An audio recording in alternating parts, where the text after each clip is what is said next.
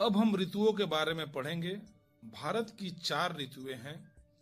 पहला गर्म व शुष्क ग्रीष्म ऋतु, दूसरा वर्षा ऋतु, तीसरा मानसून का लौटना और चौथा शुष्क व शीत ऋतु।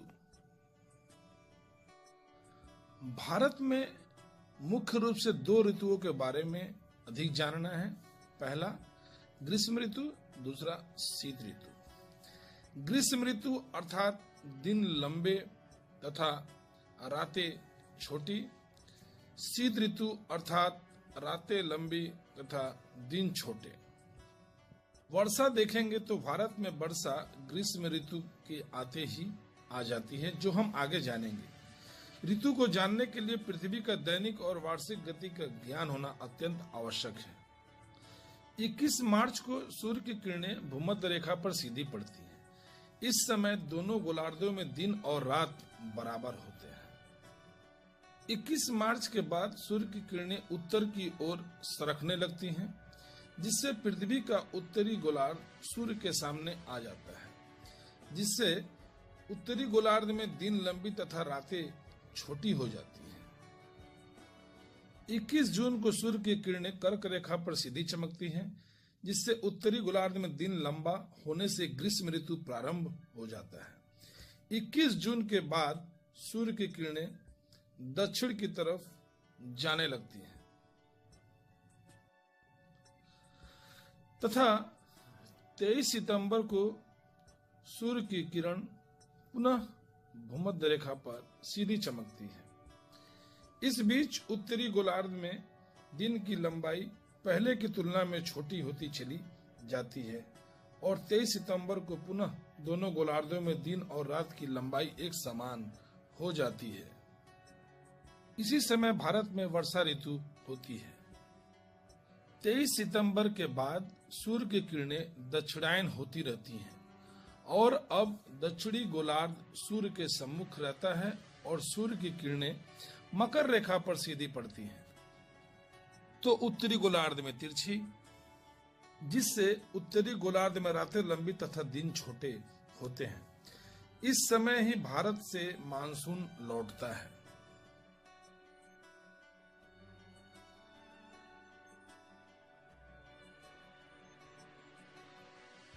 बाईस दिसंबर को सूर्य की किरणें मकर रेखा पर सीधी पड़ती हैं।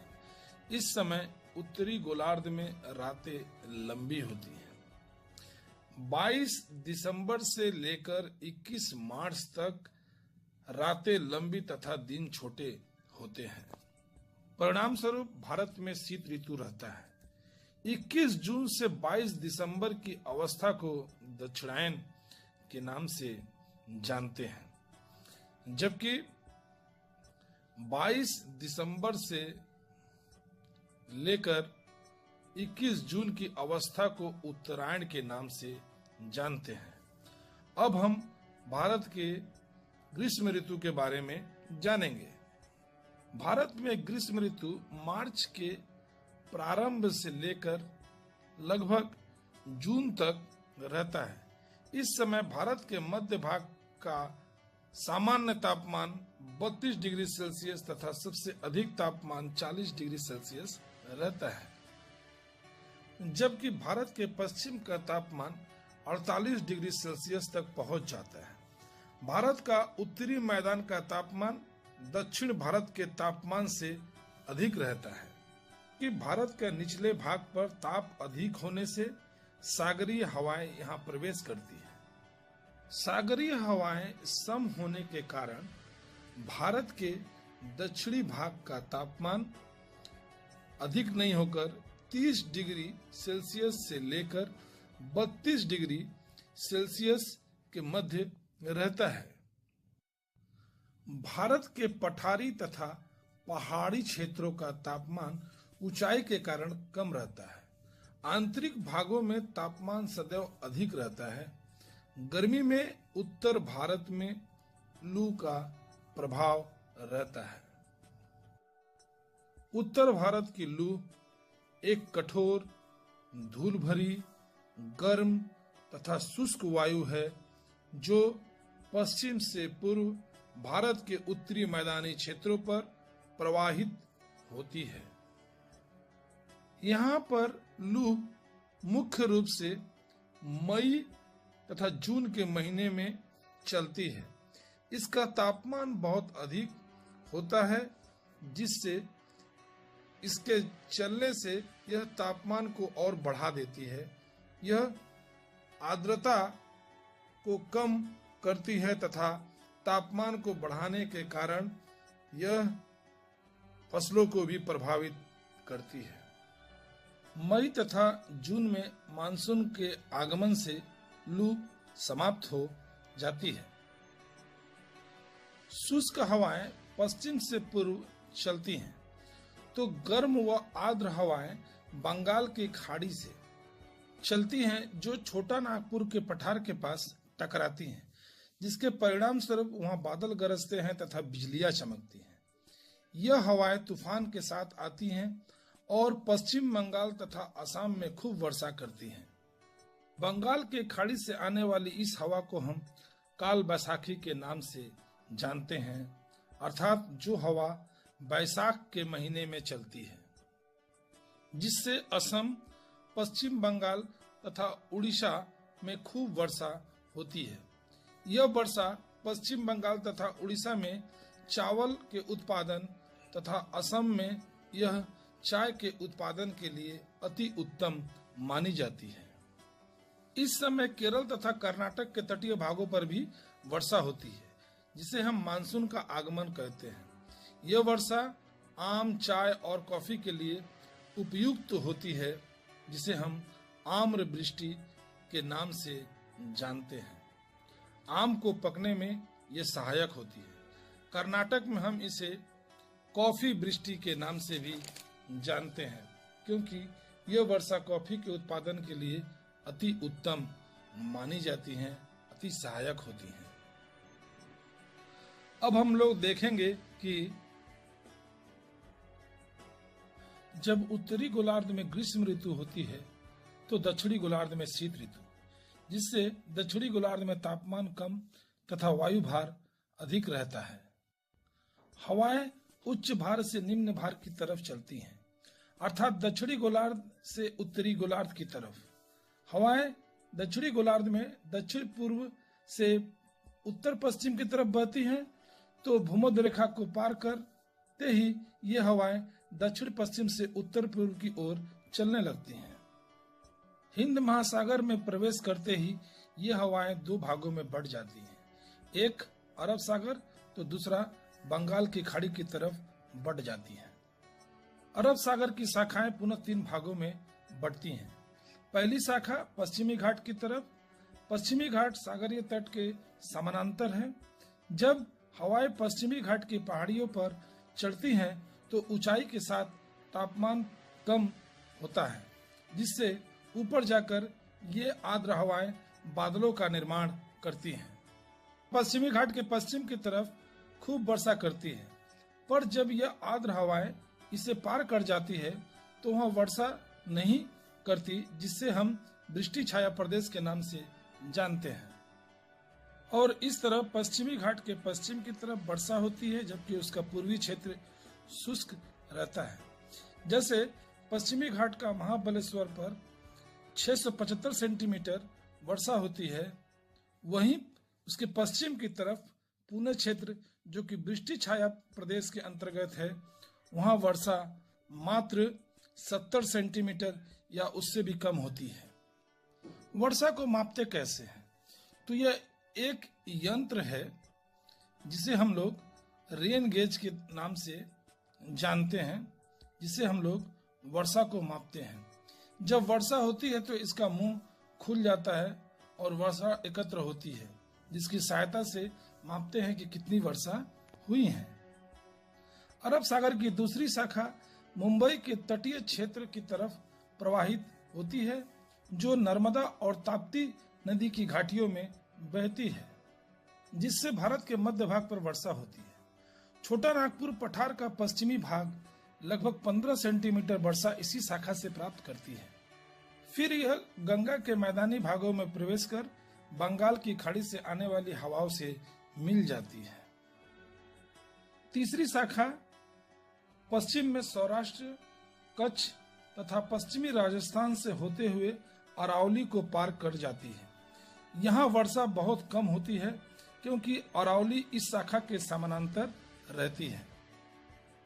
यह शाखा जब आगे जाती है तो आगे जाने पर यह बंगाल की खाड़ी से आने वाली हवाओं से मिलकर पंजाब और हरियाणा में खूब वर्षा करती है। बंगाल की खाड़ी की शाखा सीधे म्यांमार तथा बांग्लादेश के दक्षिणी भाग से टकराती है। म्यांमार के अराकन की पहाड़ियां इन हवाओं को रोकती हैं, जिससे ये हवाएं अपना मार्ग बदलकर पश्चिम बंगाल की तरफ मुड़ने लगती हैं। ये हवाएं आगे जाकर दो धाराओं में बढ़ जाती हैं। एक धारा गंगा के मैदानी भाग में प्रवेश करती है, देखिए मैदानी भाग में प्रवेश कर रही है, तो दूसरी धारा ब्रह्मपुत्र की घाटी में प्रवेश करती है, जिसके परिणाम स्वरूप गंगा के मैदानी भागों पर खूब वर्षा होती है। सबसे अधिक वर्षा पश्चिम बंगाल में करते हुए यह आगे बढ़ती है और पंजाब तक जाते जाते वर्षा कम हो जाती है। कोलकाता में 120 सेंटीमीटर वर्षा होती है, तो पटना में 102 सेंटीमीटर, इलाहाबाद में 91 सेंटीमीटर, तो दिल्ली में 56 सेंटीमीटर वर्षा होती है। जो दूसरी शाखा उत्तर की तरफ चली जाती है वो वहाँ के गारो, खासी, जैंतिया में बहुत वर्षा करती है। यहाँ खासी की पहाड़ियों पर स्थित चेरापूंजी और मौसिनग्राम में विश्व में सबसे अधिक वर्षा होती है।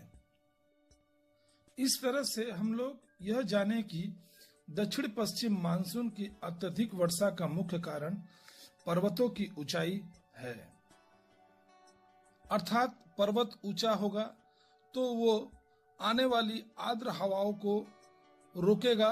ये हवाएं पर्वतों के ढाल के सहारे धीरे धीरे ऊपर जाएंगे। ऊपर तापमान कम होगा, तापमान कम होने के कारण ये हवाएं बादल बनकर वर्षा करेंगे। दूसरी तरफ तमिलनाडु के क्षेत्र पर इस समय वर्षा नहीं होती, यह शुष्क रहता है और इसका मुख्य कारण है तमिलनाडु का तटीय क्षेत्र दक्षिण पश्चिम मानसून के समानांतर रहता है और इस प्रकार भारत में मानसूनी हवाएं प्रवेश करती हैं। भारत के दक्षिण पश्चिम मानसून का आगमन जून के प्रारंभ से ही शुरू हो जाता है। केरल का तटीय क्षेत्र पर 1 जून, मुंबई के तटीय क्षेत्रों पर 10 जून तथा भारत के सभी क्षेत्रों पर 15 जुलाई से वर्षा प्रारंभ हो जाती है। अभी तक हम लोग देखें कि भारत में मानसून का आगमन किस प्रकार होता है। अब हम लोग मानसून का लौटना देखेंगे। वर्षा की मात्रा धीरे धीरे कम होने की क्रिया में भारत के उत्तर पश्चिम क्षेत्र से सितंबर के शुरुआत से ही प्रारंभ होती है। 15 अक्टूबर तक भारत के प्रायद्वीपीय पठार पर वर्षा समाप्त हो जाती है तथा भारत के दक्षिण पठार तथा दक्षिण में वर्षा की मात्रा मध्य नवंबर तक समाप्त हो जाती है। अब हम लोग थोड़ा दैनिक व वार्षिक गति के बारे में जानेंगे। 23 सितंबर को सूर्य की किरणें भूमकती है। पृथ्वी पर उस समय दिन और रात बराबर होते हैं। 23 सितंबर के बाद दक्षिणी गोलार्ध सूर्य के सम्मुख हो जाता है। इस समय सूर्य की सीधी किरणें मकर रेखा पर सीधी पड़ती हैं तथा कर्क रेखा पर तिरछी। इस समय उत्तरी गोलार्ध में दिन छोटे तथा रातें लंबी हो जाती हैं। इस समय हमारे यहाँ तापमान कम होने लगता है तथा वायु भार बढ़ने लगता है। मैदानी क्षेत्र के मानसूनी निम्न वायु भार कमजोर पड़ जाते हैं तथा उच्च वायु भार अधिक होने लगता है, जो ITCZ जून से के महीने में उत्तर में खिसक कर आ जाती है। वही ITCZ इस समय दक्षिण खिसक जाती है।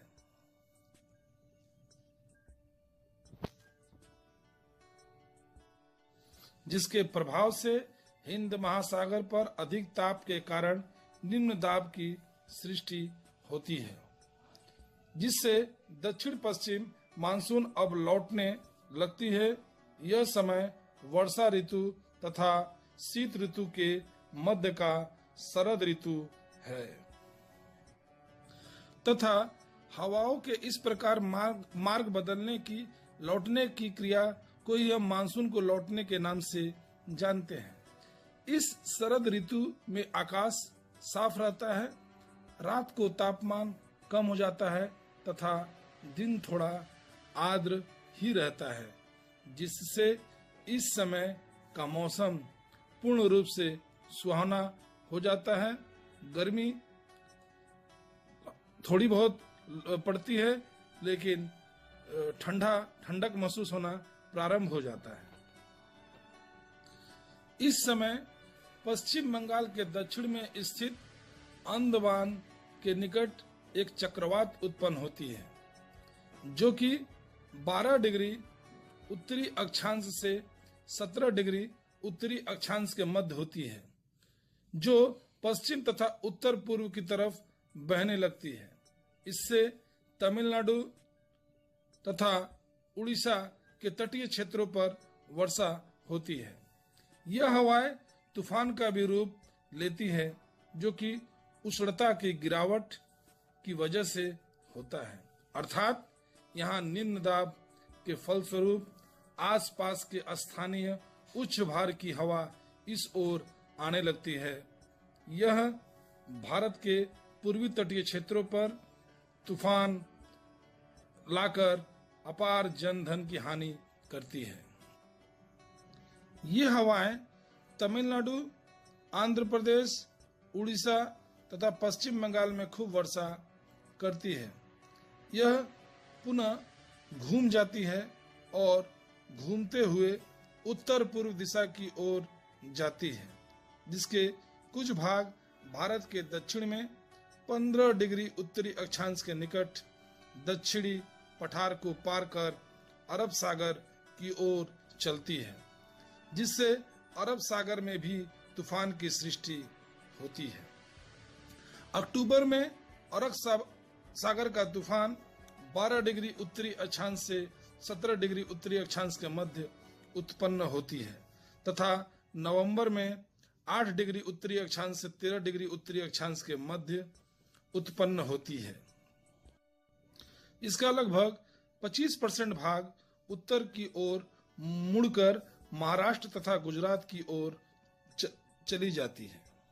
हवाएं तमिलनाडु, उड़ीसा तथा कर्नाटक को छोड़कर शेष भागों पर शुष्क रहती है। जब ये बंगाल की खाड़ी से बहती है तो आर्द्रताओं को ग्रहण कर लेती है। दक्कन का पठारी क्षेत्र पूर्वी घाट के पश्चिम में रहने के कारण वृष्टि छाया प्रदेश रहते हैं। भारत में शीत ऋतु मध्य नवंबर से लेकर मार्च तक रहता है। इस समय भारत के उत्तरी भाग में रात का तापमान कम हो जाता है, जबकि दिन में थोड़ा गर्म रहता है। यहाँ का साधारण तापमान 20 डिग्री सेल्सियस से कम हो जाता है। हिमाचल प्रदेश, जम्मू और कश्मीर, पंजाब तथा हरियाणा का तो और कम हो जाता है। शीत ऋतु में जनवरी का तापमान सबसे कम रहता है। वैसे जनवरी में भारत के सभी स्थानों का तापमान कम रहता है। इस समय त्रिवेंद्रम का तापमान अधिकतम 31 डिग्री सेल्सियस रहता है।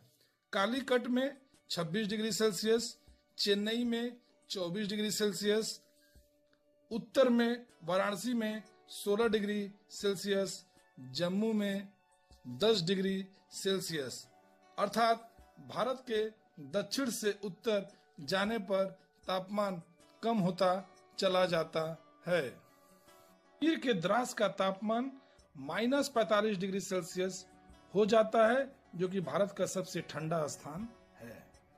क्षेत्र पर तापमान कम होने के कई कारण हैं, जो कि हम लोग बारी बारी से देखेंगे। पहला, फरवरी महीने में कैस्पियन सागर से भारत की ओर में शीत व आर्द्र हवाएं चलती हैं। दूसरा, पंजाब, हरियाणा तथा राजस्थान की जलवायु महाद्वीपीय है, क्योंकि इनकी दूरी समुद्र से बहुत अधिक है। तीसरा कारण, हिमालय में हिमवर्षा होकर तापमान को और कम कर देती है। चौथा, प्रायद्वीपीय क्षेत्रों का तापमान 20 डिग्री से 22 डिग्री सेल्सियस के मध्य रहता है। तटीय क्षेत्र की जलवायु का समुद्र के निकट होने के कारण सम रहता है, जो कि आगे हम लोग स्थल समीर और जल समीर में यह जान चुके हैं कि समुद्र तटीय क्षेत्र की जलवायु सम कैसे रहती है। जून में त्रिवेंद्रपुरम का तापमान 29.5 डिग्री सेल्सियस, जबकि जनवरी का तापमान 31 डिग्री सेल्सियस रहता है। इसीलिए उत्तर भारत से शुष्क हवाएं दक्षिण की ओर चलने लगती हैं। यह हवाएं उत्तर पूर्व से दक्षिण पश्चिम की तरफ चलती हैं, इसलिए इसे हम लोग उत्तर पूर्वी मानसूनी हवाओं के नाम से भी जानते हैं। भारत के कुछ क्षेत्र ऐसे हैं जहां शीतकाल में भी वर्षा होती है, तथा मध्य भारत तथा प्रायद्वीपीय भाग के उत्तरी क्षेत्र पर भी कभी कभी थोड़ी वर्षा देखने को मिलती है। यह वर्षा रबी की फसल के लिए अति उत्तम मानी जाती है। शीतकाल में पछुआ हवाओं द्वारा दिल्ली, हरियाणा, पंजाब तथा पश्चिमी उत्तर प्रदेश में वर्षा होती है, जिसे हम लोग पश्चिमी विक्षोभ के नाम से जानते हैं। ये हवाएं भूमध्य सागर से आर्द्रताओं को लेकर पूरब की ओर बहती हुई ईरान तथा पाकिस्तान से होते हुए भारत में शीतकाल में प्रवेश करती है, जिससे भारत के उत्तर पूर्वी क्षेत्रों पर वर्षा होती है। यह वर्षा गेहूं के उत्पादन के लिए अति उत्तम है, जो रबी की फसल है। यहाँ वर्षा मुख्य रूप से दिसंबर तथा फरवरी के मध्य होती है।